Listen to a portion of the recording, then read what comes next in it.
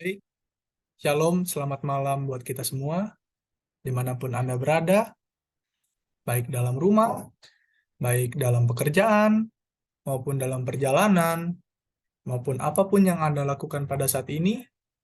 eh, saya ucapkan Shalom, selamat malam, selamat mendengarkan.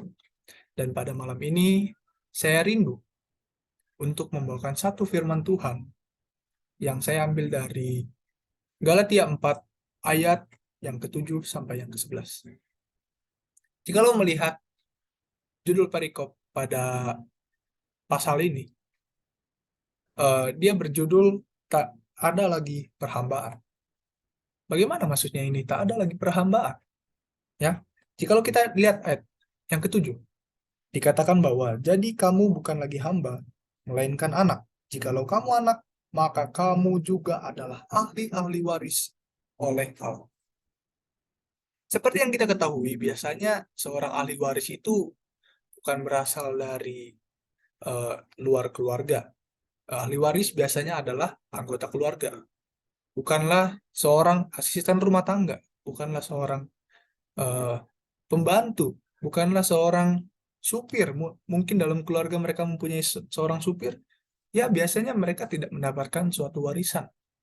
Tetapi kita dikatakan di sini adalah ahli-ahli waris oleh Allah. Ya, jikalau kita renungkan sedikit, kita yang adalah manusia berdosa ini menjadi ahli warisnya Allah. Sungguh adalah hal yang luar biasa yang bisa kita terima dari Tuhan. Sehingga kita diangkat menjadi ahli waris.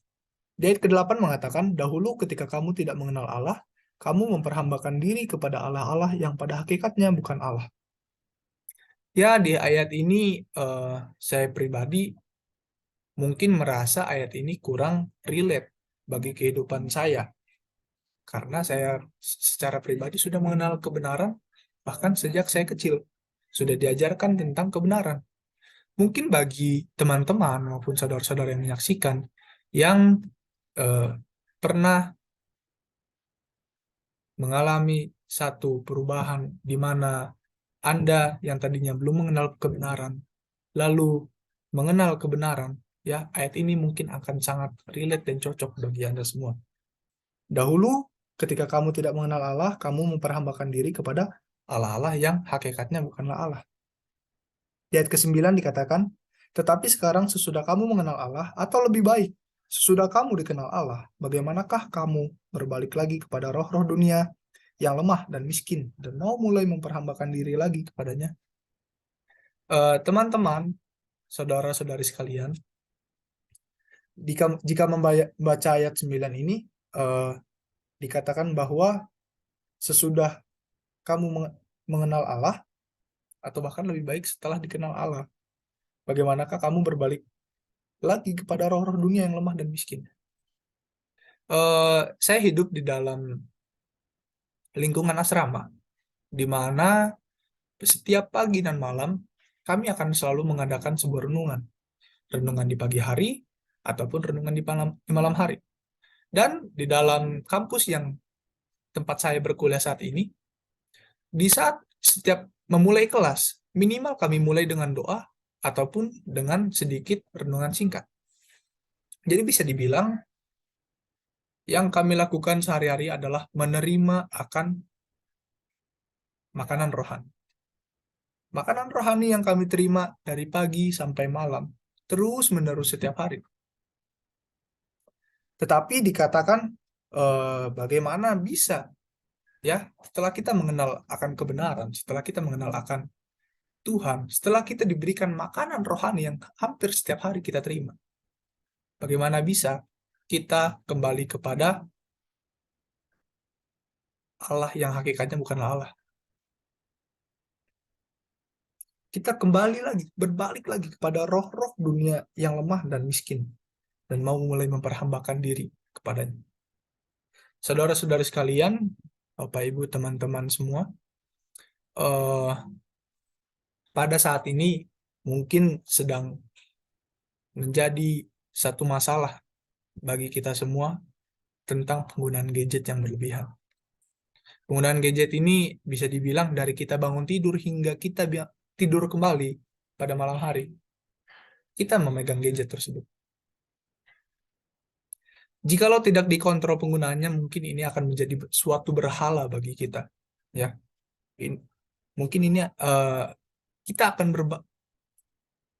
kita akan kita akan memperhambakan diri kepada benda yang kecil seperti ini. Ya, handphone ini adalah benda kecil yang kalau tidak kita kontrol penggunaannya, kita yang akan menjadi hamba dari benda tersebut. Di ayat 10 dikatakan, kamu dengan teliti memelihara hari-hari tertentu, bulan-bulan, masa-masa yang tetap, dan tahun-tahun. Seperti yang kita ketahui, kita semua memelihara akan hari Sabat. Kita memelihara akan hari Sabat. Tetapi, bagaimana mungkin kita yang telah memelihara hari-hari tertentu, ya, memelihara hari-hari yang disebut hari Sabat. Di ayat 11, aku khawatir kalau susah payahku untuk kamu telah sia-sia. Sungguh suatu hal yang miris, ya. Bagaimana kita telah berjuang untuk hidup dalam dunia ini. Kita berjuang melawan dosa, melawan nafsu, dan melawan kejahatan di dalam dunia ini. Tetapi jikalau kita berbalik kembali kepada roh-roh, kepada Allah-Allah yang hakikatnya bukanlah Allah, dan memperhambakan diri kepadanya. Suatu hal yang miris, suatu hal yang menyedihkan jikalau akhirnya kita tidak selamat. Bapak, Ibu, Saudara-saudara sekalian, di sini saya rindu untuk mengajak bagi kita agar kita datang kembali kepada Tuhan. Kita dapat memperhambakan diri hanya kepada Tuhan saja. Ya, sungguh adalah hal yang sangat baik jikalau kita mampu mengatur dan mengontrol diri kita